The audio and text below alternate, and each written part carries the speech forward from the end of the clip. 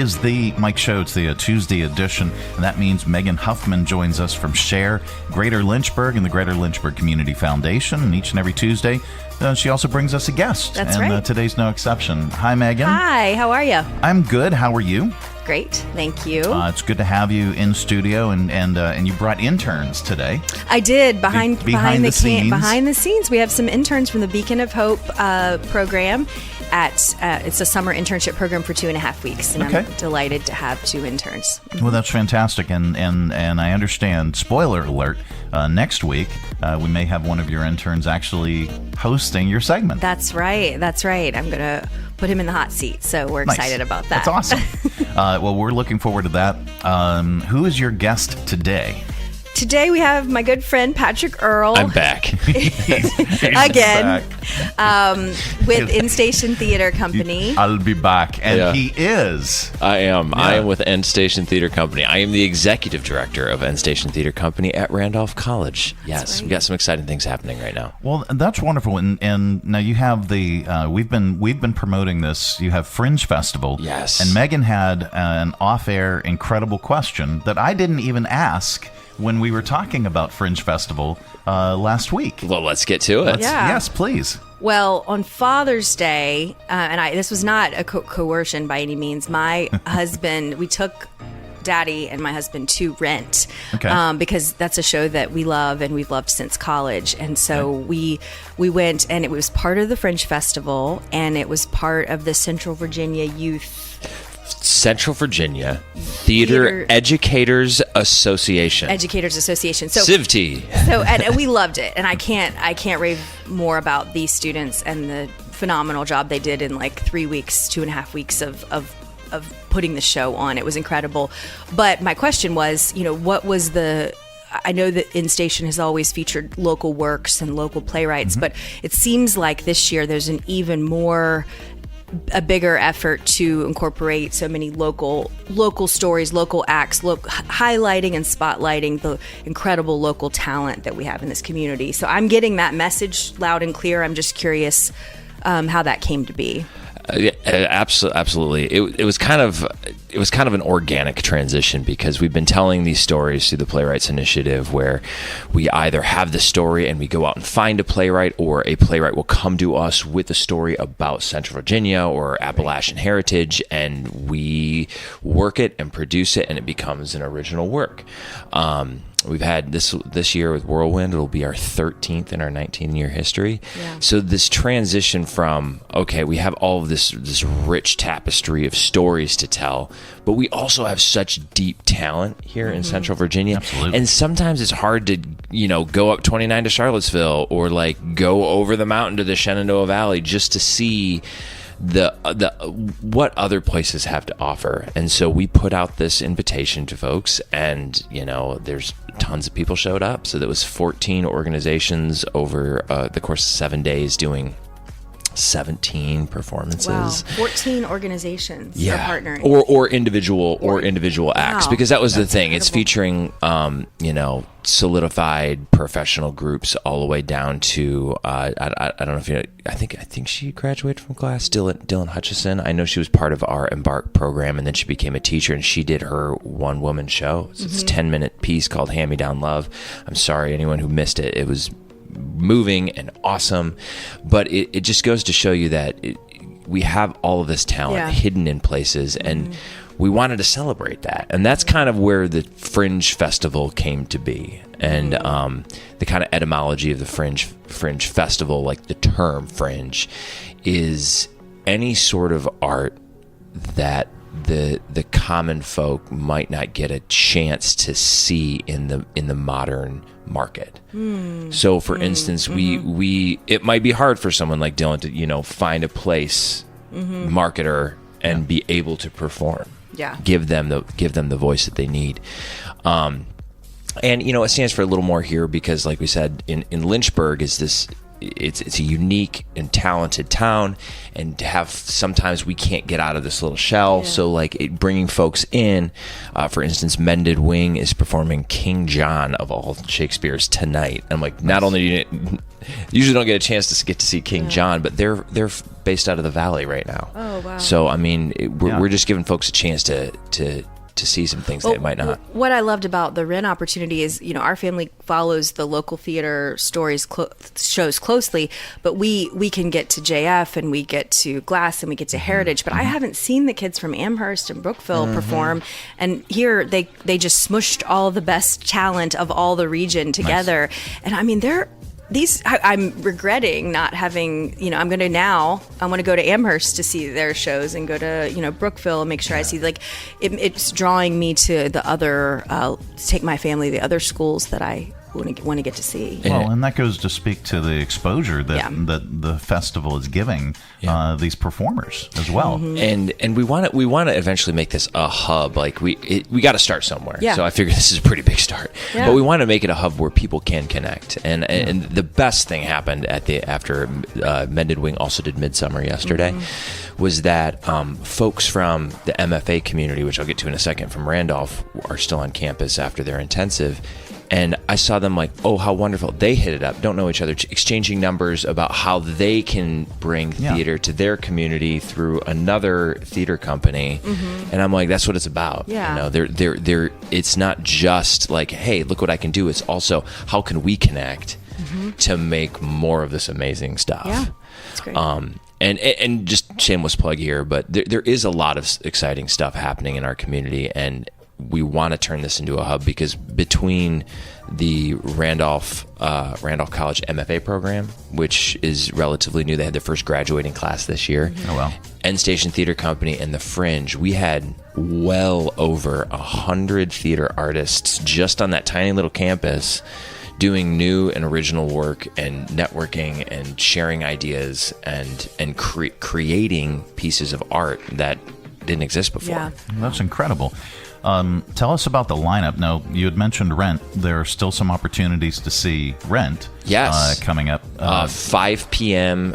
What day is it? Tuesday, tomorrow, Wednesday, 5 p.m. tomorrow. And then the last performance is Friday at 8 o'clock. Okay. And then what do we have coming up today? And let's go through today and tomorrow. Absolutely.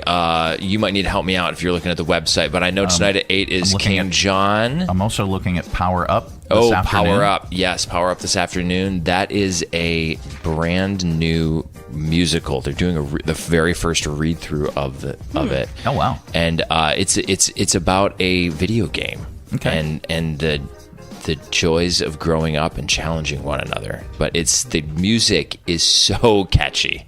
I got a preview of it, and it's super super catchy. Cool. Very, very cool.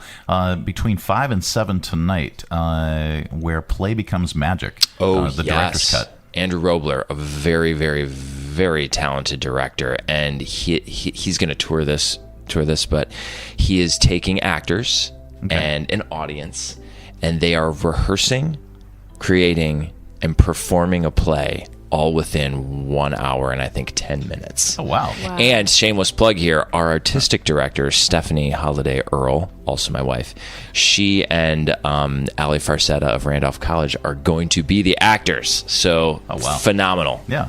It's going to be great. It's kind of like improv. It's like scripted improv. It's essentially you are watching the rehearsal process and how everything works from the inside. And if you haven't been a part of any production and watched like rehearsing and staging, it's very strange and it's very eye-opening. The way, oh wow, this is actually how this stuff works. Yeah. And you said 1 hour. 1 hour doing it. 1 hour. 1 hour. I think 10 minutes. Yeah. And then tonight, you had mentioned King John. King John, yes, another Mended Wing production. That is about some. I'm gonna butcher the time period, but I think King John was the King of England in like 1000s maybe. But they've put this up. They've put this up a little more modern, and it's very bare bones and it's very fast paced. They're doing it in about 80 minutes. Oh, awesome.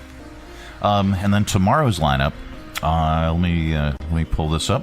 Wednesday from 2 to 4, you have Lost in the Flames. Yes, Lost in the Flames. Campfire Productions is original musical by Will Cloud. He's a local talent. It's amazingly talented dude with an amazingly talented cast. It's about a group of friends sitting around a campfire, exploring, what it means to grow up, what it means to be friends, and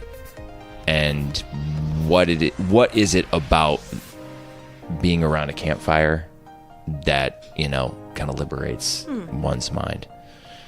This is all extremely cool. Yeah, and there were, I think there's, if I'm doing the math right, there's 4 original musicals.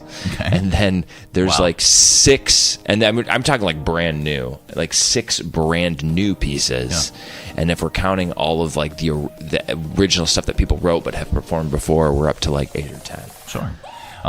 Tickets are available. There's plenty of space. Plenty of space. Please come. Absolutely. It's Endstation Theatre Company. Is it all happening at Smith Hall? No. Yeah, it bounces around campus. So Smith, like Rent, is in Smith. There's another one called The Peak, which is another new musical by Brett Womack.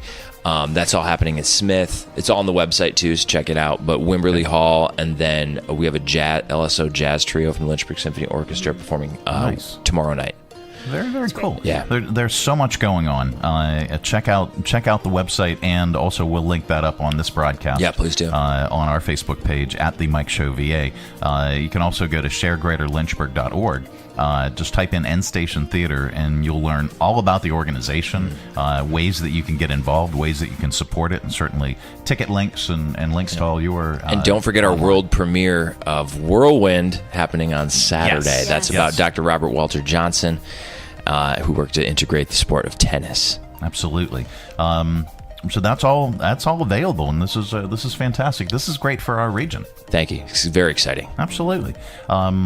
Megan, so how are things at Share Greater Lynchburg and the Greater Lynchburg Community Foundation? Great. We had a super busy week last week. I mentioned in our interview last week that we were voting. The board was voting on our spring grants and our $100,000 Century Fund. I'm really happy to share that close to $600,000 is being distributed to our spring grant recipients. Wow. Close to 80 organizations that are receiving funds, and we're working on getting that press release out today.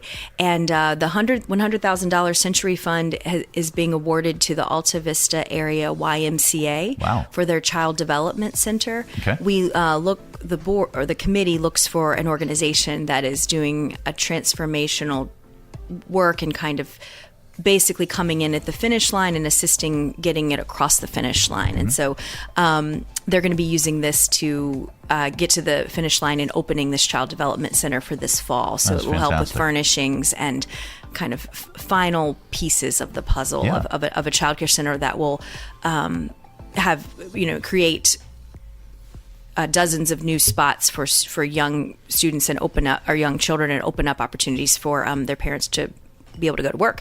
So it's a wonderful program, and you can learn more on our website and media as well. We have a check presentation on Thursday. It's fantastic. And then with Share, we hosted a lunch and learn and a executive director series on housing last week. All went really well. We had over 20 participants at each event, and we're just really grateful that our nonprofit partners are showing up and participating in our programming, and we'll offer those every month. And like I said, we're hosting Beacon of Hope interns right now and really enjoying that process as well. So it's all about collaboration, synergy. Mm-hmm. Patrick's talking about it as well, working alongside other nonprofits to bring great things for the community. So really excited about that. It is wonderful, and it's a great platform.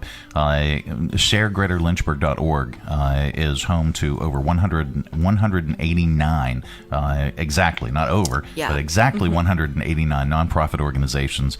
You can learn more about those nonprofits. You can learn about volunteer opportunities, the events that Share hosts and other nonprofits host. You can learn more about that, and you can even shop for these organizations right on the Share platform and have those items items delivered directly to that nonprofit. So if you're looking for a volunteer opportunity, maybe it's even at the board level, you can find it right on sharegreaterlynchburg.org. And also learn more about the foundation at lynchburgfoundation.org.